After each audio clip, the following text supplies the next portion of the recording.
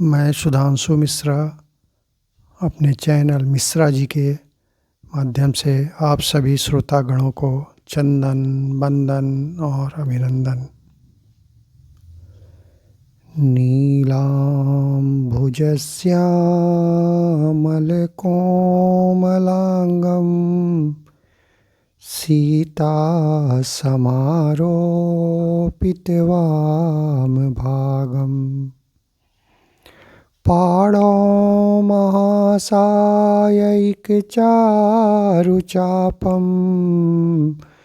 नमामि रामं रघुवंशनाथं। नमामि रामं रघुवंशनाथं।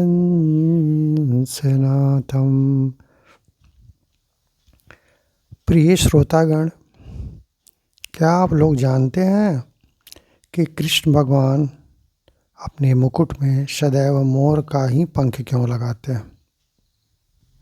ऐसी मान्यता है कि एक बार वनवास के दौरान सीता जी को बड़ी तेज प्यास लगी, इतनी तेज कि लग रहा था कि अब उनका कंठ सूखा जा रहा है और तत्क्षण प्राण निकल जाएगा।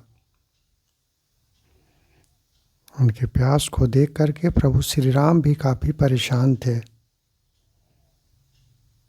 लेकिन दुर्भाग्यवश उधर आसपास कहीं पानी नहीं दिखाई दे रहा था, न कोई सरोवर, न कोई नदी, न कोई जलाशय। बहुत परेशान हो गए। अंततः उन्होंने प्रकृति देवी से हाथ जोड़ करके प्रार्थना किया कि हे देवी माँ, हे वन्य देवी, कहीं पर हमें पानी का पता बताएं ताकि हम ला करके पानी अपनी अर्धांगिनी को दें और उनका जान बचा सकें। जैसे ही उनकी विनती समाप्त हुई, उन्होंने देखा कि सामने एक मोर उड़ता हुआ आया और उनके चरणों के पास बैठ गया। उनको बड़ा आश्चर्य हुआ। उन्होंने मोर को सर को सहलाते हुए पूछा कि आप कहाँ से आए और मेरे लायक कोई सेवा हो तो कहें। इस पर मोर ने कहा, नहीं, मैं आपकी सेवा करने आया हूँ, आप मेरे साथ चलें, मैं आपको जलाशय का पता बताता हूँ, सरोवर का पता बताता हूँ, वहाँ पानी मिल जाएगा और माता सीता की प्यास बुझ जाएगी।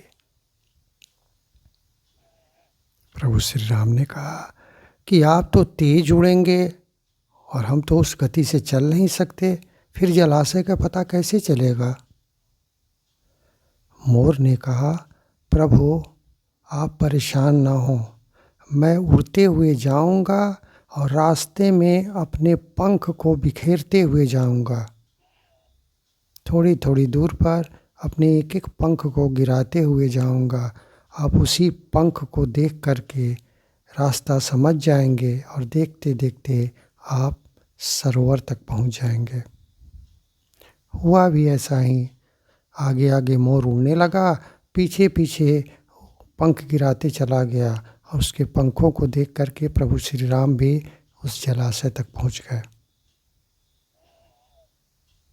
जब वहाँ पहुँचे तो देखे कि पानी तो दिखाई दिया, देख करके बड़ी खुशी हुई, लेकिन मन दुखी तब हो गया जब देखे कि जिस मोर ने उनको जलाशय का पता बताया था, इतनी मेहनत करके यहाँ तक उड़ करके आया था, वो मोर अब मरणासन हो गया है, जीवन का अंतिम सांस ले रहा है।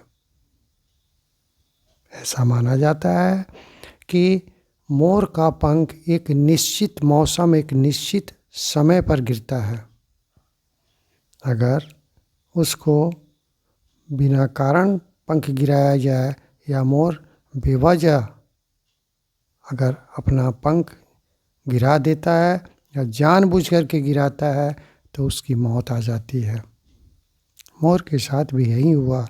चूँकि उसके पंख गिरने का न निश्चित मौसम था, न निश्चित समय था, वो प्रभु राम की सेवा के लिए ही जानबूझ करके अपना पंख गिराया था। इसीलिए उसकी मौत निकट आ गई थी। फिर भी उसके मन में ग्लानि नहीं बल्कि खुशी थी कि जो प्रभु सबकी प्यास बुझाते हैं, आज मुझे सौभाग्य प्राप्त हुआ कि मैं उनकी प्यास बुझा पाया।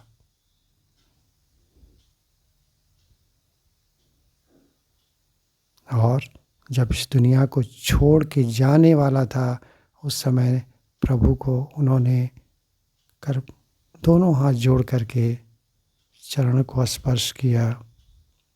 इस पर प्रभु श्री राम ने कहा कि आपकी मेहनत विफल नहीं जाएगी। आप मेरी प्यास बुझाने के लिए, आप मेरे खातिर जमीन पर पड़े हुए हैं। अगले जन्म में आपके पंख को मैं सर पर लगाऊंगा। आपका जो पंख है उसका स्थान मेरे शरीर के सबसे ऊपर के भाग सर पर विराजमान होगा। ऐसा माना जाता है कि अगले युग में, द्वापर में, जब वहीं राम जी कृष्ण के रूप में अवतार लिए तो उस मोर का ऋण उन्होंने चुकाया और तभी से वो अपने मुकुट में मोर का पंख धारण करने लगे। इससे हमें ये सीख मिलती है कि यदि कोई भी मेरे लिए थोड़ा भी कुछ क्यों न करता है, उसके लिए हमें बहुत कुछ करना चाहिए। और मोर तो खैर अपना प्राण ही दे दिया, उसके लिए जितना भी किया जाए कम है। लेकिन दूसरी तरफ जीवन और मौत किसी के हाथ में नहीं है, लेकिन हम उसके महत्व को दर्शाएं, उसकी कीमत चुकाएं, उसकी यादों को सजोए रहें, तो कम से कम उसकी आत्मा को शांति तो मिल सकती है। यही काम प्रभु श्री राम ने किया। मोर जलाशय का पता बता करके अपना प्राण तो त्याग दिया, लेकिन उसको अमर बनाने के लिए उसने पंख को अपने मुकुट में स्थान दिया। ये बहुत अच्छी बात है। इससे हम लोग को सीख लेनी चाहिए कि कोई मेरे लिए यदि पसीना बहाता है तो हमको खून बहाना चाहिए, ना खून तो पसीना तो जरूरी बहाना चाहिए। जय श्री राम। मैं अपनी वाणी को यहीं पर विराम देता हूँ। विशेष के लिए मेरे चैनल मिश्रा जी से जुड़े रहें। जय श्री राम।